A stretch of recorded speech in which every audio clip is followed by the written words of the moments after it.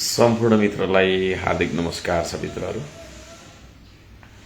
समसामयिक विषय सुकुम्बासी तथा व्यवस्थित बसोबासी विस्थापन कि व्यवस्थापन, यो विषयमा हामी सबैजनाले बोल्नुपर्ने बेला आएको छ। यहाँ सबैजनालाई म साँचो र सही कुरा के हो भन्ने बारेमा बुझाउने कोसिस गर्नेछु। हिजो म थापाथली, मनोहरा लगायतका ठाउँहरूमा स्थलगत अवलोकनमा गएँ। जाँदाखेरि त्यहाँनिर उराठ लाग्दो स्थिति, बिरह चल्दो स्थिति छ। हेर्नेलाई त्यस्तो लागेको छ भने भोग्नेलाई कस्तो लागेको होला। मैले सरकारलाई सदनको पहिलो बैठकमै पनि लेखेर पनि बुझाएको थिएँ, तर उहाँहरूले त्यसलाई रद्दीको टोकरीमा हाल्नुभयो होला।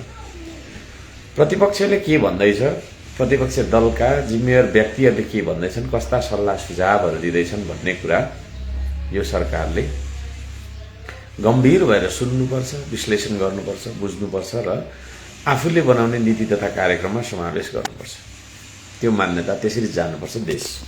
तर त्यो नभएर के हो त भन्दाखेरि हामीले भनेको कुरा एकातिर हुँदै गर्छ, हामी अर्कोतिर जाँदै गर्छौँ भन्ने हिसाबले अहिले बालनजीले सरकार चलाइराख्नु भएको छ, जसको नतिजा राम्रो देखिएको छैन।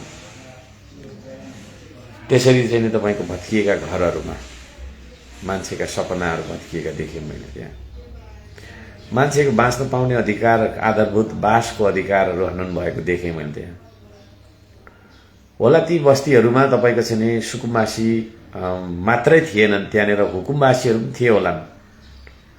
को चाहिँ जग्गा दलालहरू छन् त त्यहाँ, को चाहिँ जग्गाको चाहिँ तपाईँको कारोबारीहरू त्यहाँनिर घुसेर होइन, अर्कोतिर पनि एउटा घर, त्यहाँ पनि अर्को घर, त्यस्तो घर थुप्रै, त्यस्ता मान्छेहरू को थिए त र को चाहिँ तपाईँको गरिबहरू थिए त त्यहाँनिर भन्ने कुरा राम्रोसँग छानबिन गरेर केलाएर चामलमा ढुङ्गा, बिया, विभिन्न खालका चाहिँ अनावश्यक तपाईँको चाहिँ पदार्थहरू हुन्छन्, ती पदार्थलाई केलाएर जसरी हामीले चामललाई निकाल्छौँ त्यस्तै तरिकाले केलाएर यो कदम चाल्नुपर्छ, व्यवस्थापनको बाटोमा जानुपर्छ, विस्थापनको बाटोमा जानु हुँदैन भनेर मैले सल्लाह दिएकै हो। मैले भेटेर पनि भने हो, तर उहाँले जे खालको कदम चाल्नुभयो त्यो अत्यन्तै पाशविक, अमानवीय, आताताई होइन, आतंककारी शैलीको चाहिँ के अरे कदम रहेको छ। म यहाँ सबैजनालाई यो बुझ्नका लागि अनुरोध गर्न चाहन्छु, साँचो कुरा बुझ्न पर्छ, सही कुरा